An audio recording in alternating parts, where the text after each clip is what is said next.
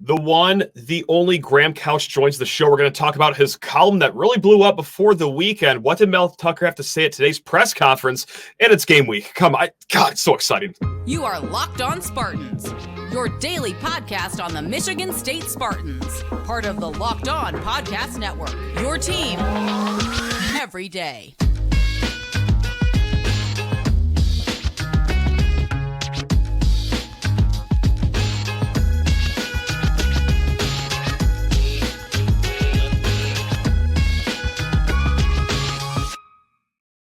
This episode is brought to you by FanDuel Sportsbook, official sportsbook of Locked On. Make every moment more. Right now, new customers can bet $5 and get $200 in bonus bets guaranteed. Visit FanDuel.com/LockedOn to get started. And you can bet that the listeners and the viewers will be loving this show. This is a man that has been on this program more times than I can count, really. And it doesn't take a lot for me to lose count of things. But hey, nonetheless, it's Graham Couch of the Lansing State Journal. Graham, it's game week. How on earth are we doing right now?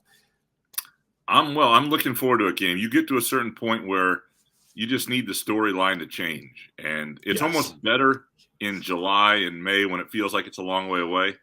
But by now, when you've had a month of fall camp and more than a month since media days and all that stuff, you just can't go any longer. I mean, there's just no point. Today, you just came fresh out of a press conference with Mel Tucker, and during game weeks, he says about as much as Sparty does during games. Was there anything that was said today at the podium that is even worth talking about here? Because if I'm not mistaken, he didn't even name a player by name. So what did you get out of today? He's pretty good at that. He's pretty good at not giving away anything in game weeks. And I think, the quarterback position is certainly one that it's on everybody's mind. And like I think most of us assumed, they're going to, we'll all find out when the first, the quarterback goes under center and takes the first snap against Central Michigan, who it is. But yeah, there wasn't a lot today. I think a little bit maybe on the idea of understanding how important the game is to Central and things like that, but not really. But then again, nothing, from Mel Tucker's perspective, nothing has changed from the last many conversations we've had with him over the last month. And so what else are you going to give? Completely understandable. However, you had a column last week, a sit down with Mel Tucker. It was just you guys one-on-one, right? Pretty much. Right, is that it? Right. Yeah. It was we sat down at the beginning of last week. My first question is how? Because he's very guarded in front of media. He does not go anywhere off script. He doesn't give anything salacious out. But you were able to get a sit-down interview where he actually said some things that actually got some flames stoked in this fan base here. How is that all set up, Graham? Yeah, well, I mean, he's pretty good about giving one-on-ones. If you sometimes have to be a little patient, but he's often. I find when you get him one-on-one or in a real comfortable setting that's not a game week. You can have a really good conversation with him. I thought he was good at media days, for example. You're a month out, right? And he sort of understands anytime you get in a conversational setting. I just sort of took the conversation where it went. And, I think there were some things that he was, he's also a smart guy in terms of what he conveys. And so I never think something's an accident, but he is, to his credit. I also think he is in those settings, and when he chooses to be forthcoming, and he's not going to lie to you either. And so, and I asked certain questions, and he was, gave answers, but he led the way a little bit. Like there were things I didn't expect to hear from him, and so I think those are things he wanted to get out there. That leads right to my next question perfectly. So thank you for setting up that fastball for me. What was the most surprising part of whether it be your conversation with him or even after the fact, after the column's published, did something really surprise you out of the fan base that was even more surprising than anything Mel said? No, I mean, I figured the fan base would be mixed and a little taken aback by a few things. Certainly. Yeah. I think because I think the NIL stuff, the fact they're a year behind in sort of recruiting the NIL, and the fact that he sort of said that publicly, caught me because, at MSU, they've been very proud of how on the front foot they are with NIL. And I think in a lot of ways they have been. But they were and have been reluctant to delve into this space where it's used as a tool in recruiting and sort of what becomes much more pay for play and the collective space and something I didn't include in the column, which is, Mel Tucker even got into they don't know where it's going. Coaches, parents, agents, nobody knows where it's going to go in a few years. So it's not like the model that exists is the model you're going to be dealing with either. But that was interesting, and I think it sort of laid out to people because I think there is this perception that MSU is doing great with it, and they've sort of put that out there in this front, and then people realize, oh, wait a second. And the big takeaway to me, and I think this is a column I'm going to get into at some point, is, Michigan State's going to have to decide what it wants to be in football if this is going to be the model that exists. When they hired Mel Tucker, it was you pay it for a guy who can recruit and hopefully build a program. And then when they retained him, it's still kind of ahead of NIL really taking over. This guy had done something quickly and they were nervous about losing him and they were paying to avoid regret. But the landscape is certainly changed a little bit in terms of how you build a program and the how much NIL is involved. And so, I think MSU is going to have to choose, and that's sort of what he's saying in a sense. Like, there's another level, but it's not just me and the staff here. It's everybody. And if you want to be there, you have to be there. And frankly, the reason I don't think MSU will get there, nor do I think they should necessarily aspire to some degree, is you cannot find a school that's this invested in basketball where it works like that in football. Because bottom line is, you and everybody else is going to be excited about Izzo's program in November, and that takes the ache away from football if there's need one. The passion to make sure that's going well. You cannot lose focus on that, and I don't think build to the level that he's talking about in terms of finances and donorships, and maybe I'm wrong on that. That's just my own thought on that a little bit. But I think MSU has to decide what it wants to be, and does it? There are ways to be a really good program that can occasionally compete for Big Ten titles, that can be in the conversation for a playoff every once in a while, make some noise in that, and be, and have a good NIL structure that rewards the players already on campus and recruit to that and recruit to retention and development and land enough 4-stars. And that can absolutely exist without going to the place that Mel Tucker is saying. But MSU's got to sort of accept that as a fan base too, and understand that you are not going to be Ohio State without it. No, that's the thing that took me aback the most. It's not the fact that he said, oh, we're short on NIL, because like I've said on the previous episode, the squeaky coach gets the grease. Like, you're not going to donate to NIL if you think that, oh, our fund is great. If you're a donor and you hear a coach say our NIL isn't good enough, yes, some are going to take it as a complaint and not even think about it. But you can say like, oh, well, okay, well, let me up my payments then. I mean, Ryan Day has done it. James Franklin has done it. Nick Saban has done it. So that's my thing. But it was after a year, 2 years, 3 years of championing how great you are in NIL. And like, yes, they do have the awards, but those awards are more for teaching financial literacy and NIL.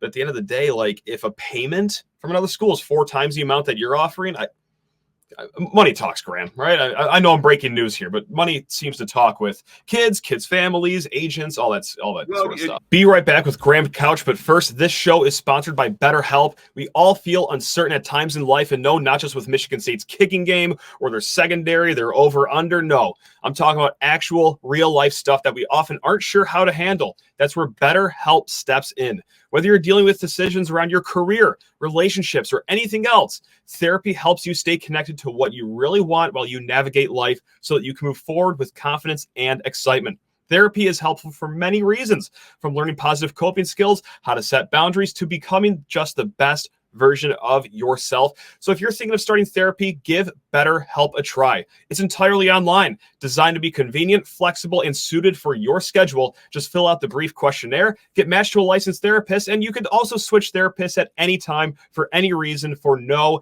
additional charge. Let therapy be your map with BetterHelp. Visit betterhelp.com/lockedoncollege today and get 10% off of your first month. That's BetterHelp, HELP.com/LockedOnCollege. And you do have, you're going to have to go after kids where that's not as important. Of course. Or go back to like well before this all existed in its current form. A guy like Sadi Washington, when he was at Oakland, he told me once, they recruit guys even when they know they're not going to get them for the second move.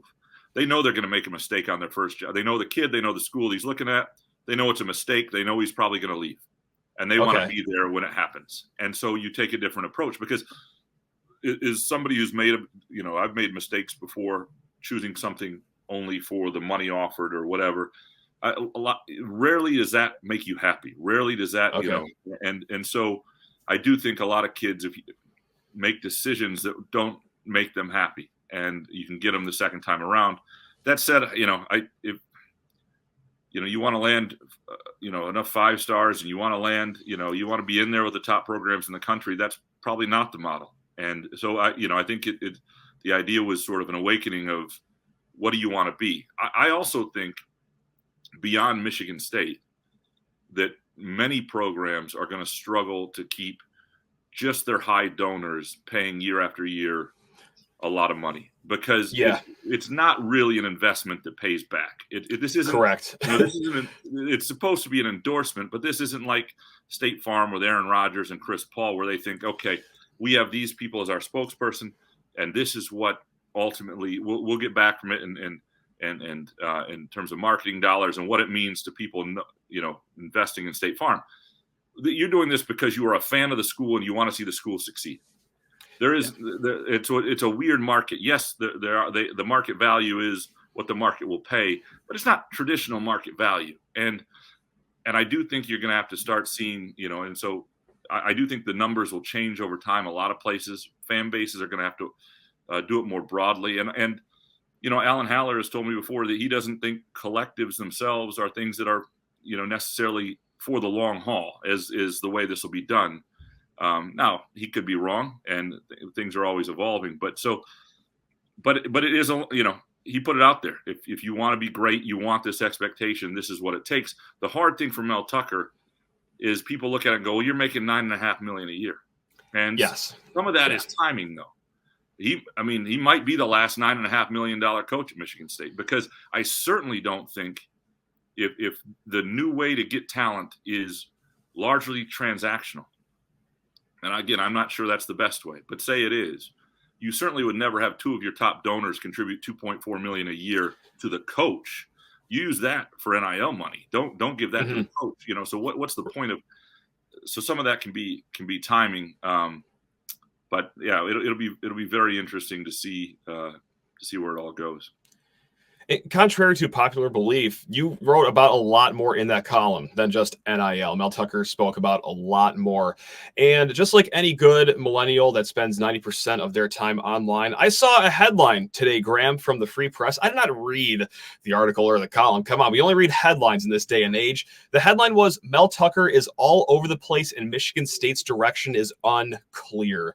Just from those few words of a headline, is that the takeaway you got from the conversation? Or do you think that MSU isn't kind of a clear track with Mel Tucker at the head coach? No, I disagreed a little with the column as well, and was sort of the premise of a couple things of it. But no, I didn't. I don't think MSU's all over. I think that the problem is you're coming off a 5-7 season, and that dictates the tone of everything, right? And so, of course. It's pretty clear what he wants to do. He wants to raise the level of recruiting. He's done that to a decent degree. He's trying to fight for top recruits, the David Stones of the world, and those guys. And you may land some of them, but you're going to miss out on most of them because everybody wants them. And so the percentage is not great. It's worse than a batting average in baseball, where 30% is great success, right?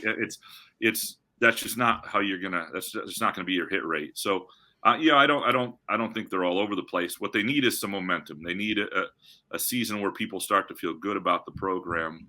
Yeah. And I don't think that necessarily is entirely just, hey, what is that 7-5? What is that 8-4? What is that this? I think it's how it unfolds. You can have a season where there are some struggles at time, but you look like you belong on the field with Ohio State in November, and then you beat Penn State at Ford Field, and all of a sudden 6-6 isn't so bad. You know, you can have a season though where you finish 7-5, and you get pasted by Michigan and Ohio State and Penn State, and everybody goes, "Where is this thing?" So you know, I mean, I think it's one of those things where, you know, how it unfolds and what it looks like, we'll all sort of know, and that'll create the energy around the program. And the other thing he's just dealing with is the timing in which he took over the program, and then the COVID year and how that's affected recruiting and where his classes are. And that's just a reality that that forces some patience that nobody has, including himself. Yeah, and it just comes just comes up that winning cures everything, Graham. I mean, look, if he said these quotes in March after the Peach Bowl season, the NIL pot quadruples overnight after those quotes. You say it a week before the season, coming off a 5-7 season, and also 24 hours before David Stone commits elsewhere. I could see, believe me, I could see why people see that as just, excuse making or things of that nature. I'm not stupid. All right? Like, I get why people took those quotes in the wrong way, but I think that it was just an honest, candid conversation, and also a little bit of a sales pitch too, of like, hey, we can always use more money in NIL. So yeah. Well, yeah, and look, he's not the first coach to say this. You know, I mean, he's not the last either. Bigger coaches and bigger programs have done it. This is a Ryan Day has done this. Nick Saban has done this. Yes. And so, you know, he clearly wanted, you know, the message to be out there. Here was the problem, I thought, with the Free Press story, and I just pulled it up here to sort of go with the sure. question. So the initial thing is it's talking about my interview with him and the idea that he complained about the infrastructure around him and the inadequate investment in players' name, image, and likeness. And a plea for more. And yet, and this is the quote, the commitment here, the resources here, the want to, the leadership is here. Everything we need is here right now to get done what we need to get done. Those are Tucker's words on the day he was hired in February 2020. What didn't exist then? NIL. The whole thing he was talking about is NIL. Yeah. The initial quote to sort of say, you know, that everything is there in place. And look, there were things beyond NIL when he got the job that they had to upgrade. I mean, the private planes from donors, the way certain things looked, the way you pick up athletes from the airport, the type of cars you're in, all the little things that he thought mattered that the SEC does in a certain way. You know, they had to up their game. They got the locker room situation done, and all. There were things they needed to do beyond NIL. But NIL did not exist when he took that job. And so I don't think it's fair to use that quote necessarily as a for him to say things have changed, and lots of coaches say everything anyway on the day they took the job. I mean, nobody really knows. Sure, right. What then anyway? Could you imagine? Yeah, a coach takes over and he says like, I think the administration is okay, and I think the donors are middle of the pack in the conference. No, of course they're going to say great things. Still more to come with Graham Couch, but first, need to talk your ear off about FanDuel Sportsbook, the number one sportsbook in America. Not just college football season around the corner here. Really quick, Michigan State, 14.5-point favorites against Central Michigan on FanDuel. But it's not just college football season, it's also NFL season, and we have got some amazing offers for you at home for the upcoming National Football League season. Right now, new customers can bet $5 and get $200 in bonus bets guaranteed. $5, turn it into $200 in bonus bets that easy. Plus, all customers who bet $5 will get $100 off an NFL Sunday ticket from YouTube and YouTube TV. I mean, need I say more? Now is the best time to join FanDuel. The app is super easy to use. You can bet on everything from spreads, player props, same game parlays, and more. So visit FanDuel.com/lockedon and kick off the NFL season with an offer you do not want to miss. It's FanDuel, official partner of the NFL. I do want to get to something that we are going to see on the field here pretty soon. And Mel Tucker said as much about the quarterback battle at today's press conference that we'll see who runs first out on the field on Friday. Graham, there's a lot of ways this quarterback battle can go as far as who plays, how much do they play, when do you make a clear-cut starter decision. I want to know, what is the best-case scenario for this quarterback battle ending? Is there a way both stay happy? I, for one, do not think that there's a way that Katin Hauser and Noah King can both stay happy throughout the entire season, but do you have like a vision at the end of November where you look back at the season and you think, hey, this quarterback battle all wrapped up as well as it possibly could have. What you want to have, I think, is you want to exit this year feeling good about that position. And whatever that looks like. If you have two guys who are going to compete, one of the big things about having Sam Levitt in the program is you don't have to do anything to appease Katin Houser. If he loses this job and transfers out, you got another guy just as heralded. You're just as excited about a class behind. Noah Kim is a guy who, because of COVID, still has 3 years of eligibility left. I mean, I think a redshirt junior with 3 years of eligibility left. So if he winds up being some star, roll with it. Don't worry about, this is the lesson of Michigan State throughout time is, Damian Terry was supposed to be the guy. It was Connor Cook. Keith Nickel was supposed to be the guy. It's Kirk Cousins. Ryan Van Dyke was supposed to be the guy. And yes, Jeff Smoker was a more heralded guy in his own right. But they're almost never, and this is why I think Katin Houser may win the job, but almost never has the more heralded guy won it in modern times. So the law of averages would say that at some point the guy who's the more heralded quarterback is actually going to win one of these jobs. Sure. But history says we don't know. And the beauty of it is nobody decides but the field. What you see in games sort of makes it clear.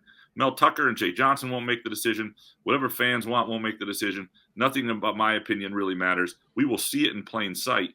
The trick becomes, and I think this is allowing a quarterback you think has a higher ceiling when they're close.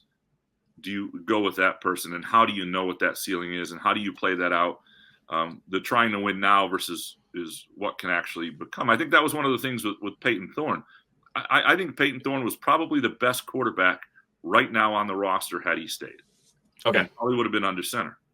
The challenge then is he only the best quarterback because he's gotten the start and he's gotten all this experience? And how do then you're talking about, well, is timing all that matters? He got there first. He gets the starts. Nobody else comes in, and does somebody else who has a potentially higher ceiling never get that opportunity? And I think that's a tough thing to weigh. It's a tough, difficult dynamic. Best guy at the moment versus the guy that you think has a chance to take you the furthest eventually. And so that'll be interesting to watch unfold. What is the number one thing that you're going to be watching for on Friday? Is it just how they divvy up these quarterback reps, or is there something else on the field that you're really going to be honed in on here? No, the line of scrimmage, because there are there's nothing they can prove against Central Michigan in terms of they're going to be good all year, but there could be red flags, and we've seen that in the past. The reference I think most of is even the year they went 10-3 and went to the Holiday Bowl in that sort of resurgent year under D'Antonio. That opener against Bowling Green that year, they could not move Bowling Green. They could not run the ball against them. And it was the first sign that the line had really taken a step back in terms of the talent in the program there, and that was going to be an issue. And if you can't run the ball or protect or whatever it is against Central, and they've got a lot of guys back in a solid defense, but it's still, if you can't run the ball and protect against Central or get a push there, you've got an issue because it doesn't get easier as the year goes along. My example for week one, things I'm looking for is 2019 against Tulsa. I believe they only had one offensive touchdown, but they won like 28-7 or something like that. Probably the only time I've ever left Spartan Stadium in a bad mood because, oh, great, it's just more of the same from the year prior. And that was against Tulsa, not Ohio State, not Penn State. So yeah, you can learn a lot out of week one, but just like you said, it's more so good. Picking out what the red flags are. It's almost never good. Yeah. Right. You can learn, but almost never. Now, don't get me wrong. If people look really good, you can go, oh, okay, let's see if they can do that again. But I think even last year, a great example with Jacoby Winmon is a defensive end, which is not his natural position. And on the edge against mid-major competition, he is an all-conference defensive end. He would be an all-MAC defensive end. He is not an all Big Ten defensive end. And as soon as the competition went up and he faced, there was a little bit of a scouting report on him, it wasn't his position and it wasn't where he should be. And so, that sort of game can lie to you a little bit. I covered Western Michigan for a number of years, so I've seen this game from both sides. I've seen the dynamic and when the upsets exist. And one of the things that for a long time made me sort of chuckle at Kirk Cousins was, in 2009, the worst Western Michigan team I ever covered came into Spartan Stadium in November and got pasted. And that wasn't a great Michigan State team either, but Cousins afterward was like basically rallying the team follow me from here. This is who we are. And I'm just thinking, you just beat like one of the worst couple teams in the map. You guys did nothing today. But again, how much did that vibe and the leadership he sets help in the following year that followed? So there are things that can come out of that. Just that, you have to be a little careful not to overjudge and overhype. And, if Nathan Carter rushes for 4 touchdowns and 180 yards,